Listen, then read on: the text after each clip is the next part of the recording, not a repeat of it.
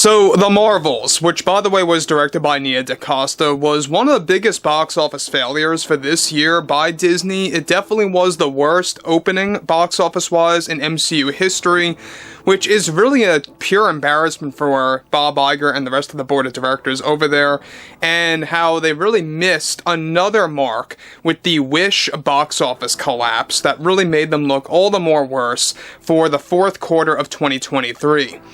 This is Mike Zero. Subscribe if you're new and like this video to see future updates. You can also follow me at Mike01. I thank you all so very much for the great and kind support.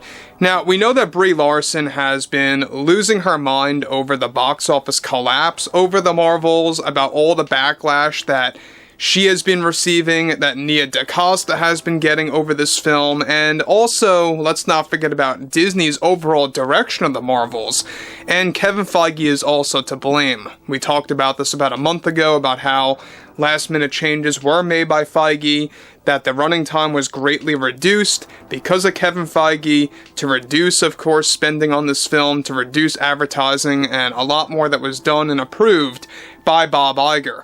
Now, interestingly enough, we know that Brie Larson, and we also discussed this, has been removed and excluded / blacklisted, banished, whatever have you, from multiple studios ranging from Universal to, of course, other ones out there like Lionsgate and among others that want nothing to do with her anymore, including Warner Brothers, where she was supposed to return into the Monsterverse for a Skull Island follow-up that is now no longer including, of course, Brie Larson. But what's even more revealing has a lot to do with her stance on everything related to the ongoing struggle with her acting career. Now, with the Marvel Universe currently going downhill due to Disney's forced agendas with DEI and ESG, one major development has to do with Brie Larson and her response after getting blacklisted from Hollywood by delivering the following. Well, yeah, I mean, this industry is a tough one and it's never going to be easy, but there is absolutely this era of studios that want nothing to do with you after you upset a specific fandom that caters to the toxic male demographic.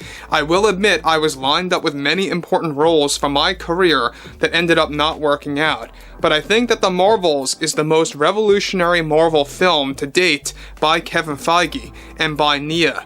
She did an outstanding job to normalize a female ensemble cast, and for studios that want to drop actresses based on fan backlash and all that nonsense, then that's their problem. I know I have dealt with that in person, and it can be quite infuriating to come to terms with that, and it needs to change fast. I don't really want to comment on my situation with my career right now, but I will admit that many of the conversations that I had going on just didn't work out because many of the studios during this day and age don't respect the talent that they tend to gravitate toward demographic-wise, that is obviously frightened over normalizing equality while with powerful female roles in all these films, which is hypocritical of these studios.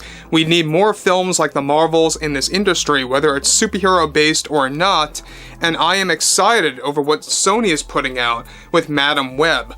Right now, I don't really know what offers will come to me, but when they do, I think it's important for myself as an actress to do better than I have in previous years. I think many of these studios are very hypocritical because yes, they want to support equality one day, but then once that push backfires from a small group of fans or moviegoers, they take a step backward, and it's a vicious cycle for us in this business.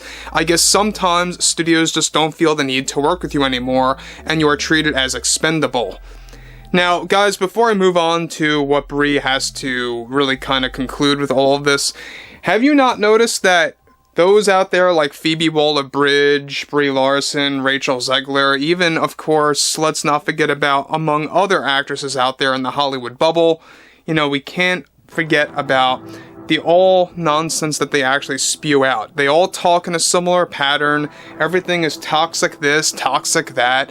You know, pointing a finger at somebody or someone or anything for that matter to kind of play the victim card and to really just not take any kind of accountability.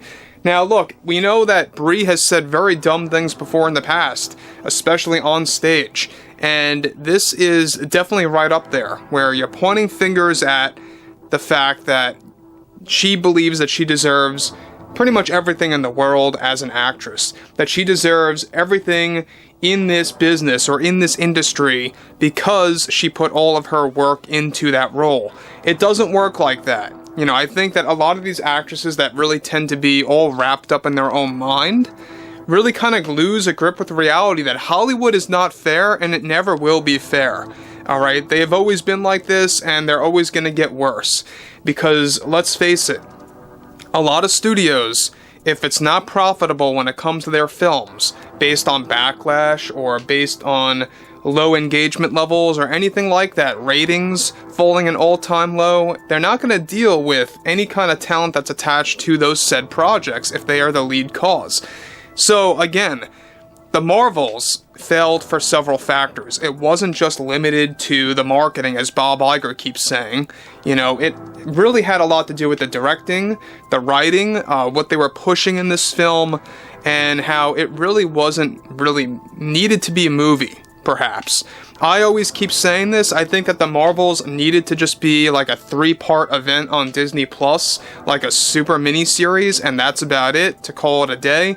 It's a very short film because of Kevin Feige reducing that running time, and if you reduced it that much, you might as well just made this into a mini-series. I don't know if you guys agree or disagree with me on that, but that's how I view things. But moving on, she goes on to conclude, and it can be a very cold and cruel business to be in, but I don't think any actress should have to go through that, especially during these times with the lack of equality in both film and television. We need more directors like Nia DaCosta to run the film industry with how films are created/directed for the modern audience, and studios need to listen to this now, that by excluding women that have great talent, you are only hurting your movie or your move on promoting equality with all these transformative projects that could reshape how film and television is made. But right now, Captain Marvel's future is bleak. I mean, there is something there to be done, yes, but that is something I don't want to comment on right now that, of course, will be done. But it's something I don't necessarily agree with. So, Brie Larson, again, you know, she's saying that there's something there for Captain Marvel still for the MCU to work with. Now, this lines up with what we talked about, that 90% of Brie Larson's roles within the MCU have been shelved. Alright, this involved a lot of cameos, a lot of appearances in upcoming Avengers movies that would actually divert from the source material, such as the comics, and really kind of putting a big focus on Captain Marvel there.